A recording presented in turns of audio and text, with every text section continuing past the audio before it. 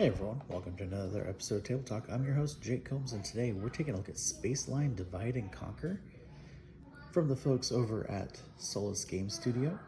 Now, it is based on the same world as Pocket Paragons, so if you enjoy the world, that's another game to check out. And actually, within the last week or so, we actually did review that game as well, so be sure to check out that video if you haven't already. Now, let's go ahead and get inside. Let's take a look. Now, one thing I really like about the game is the artwork itself. It definitely really pops, especially like this one right here. I mean, this kind of Gundam-looking robot is pretty awesome looking.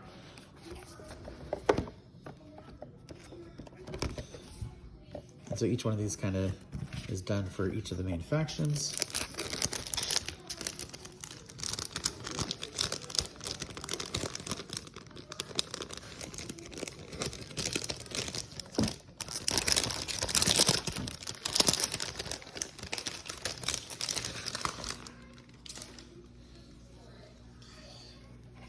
So here we are, each one with their own main card, and it's basically your discard piles, medals, things like that.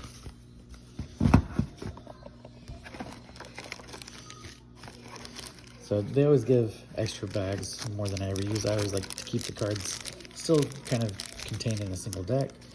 We have all of our wooden tokens for the different factions, some units.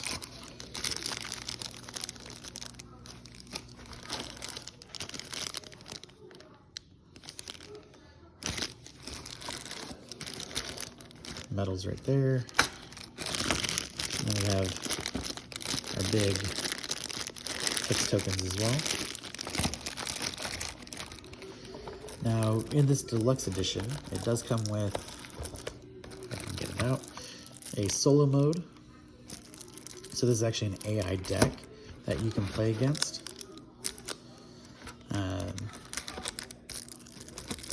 We have some cubes and some dice, and then these right here are the bulk of the cards. Now we do have the Turncoat mini expansion. This actually allows you to take characters or units from other factions and use them within your own, so that way you can kind of take advantage of some of their abilities. We have reference cards for each of the players. We have setups, rules, the different characters, soldiers, units, whatever you want to call them.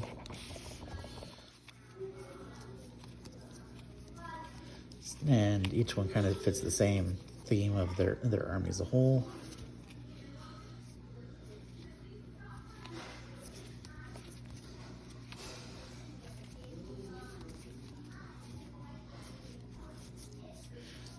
Now, one thing I really like is a lot of the artwork that they use.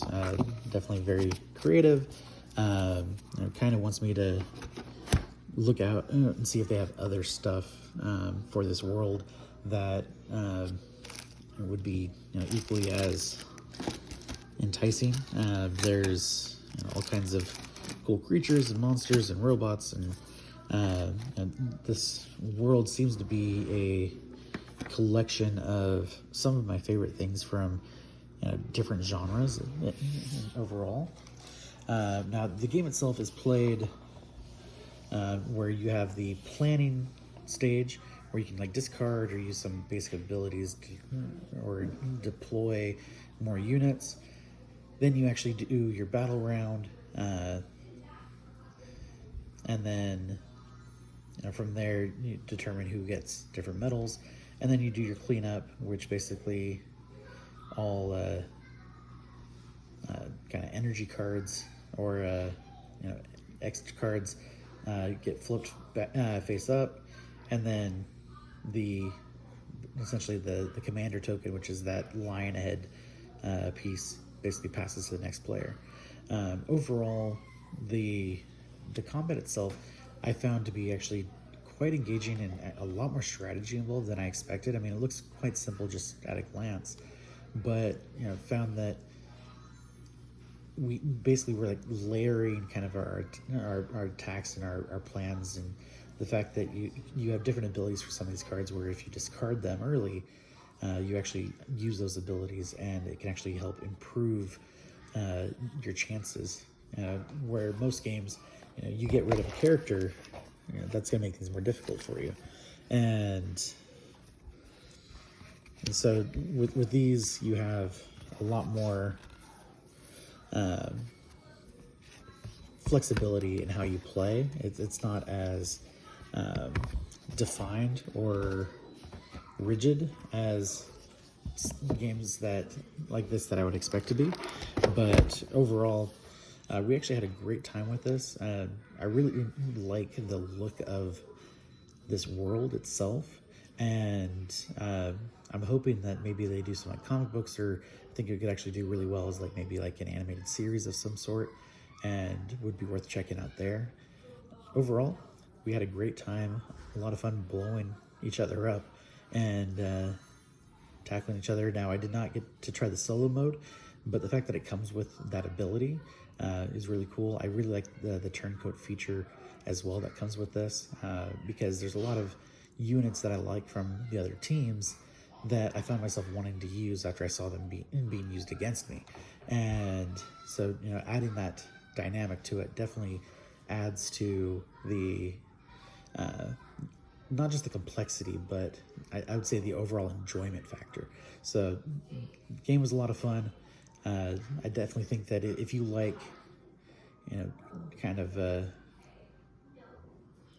wouldn't say high octane action, but I mean, there's a lot of action here. And like I said, we had a blast. So definitely worth checking out. But that's it for today. Thank you guys, as always, for watching, and you have a great night.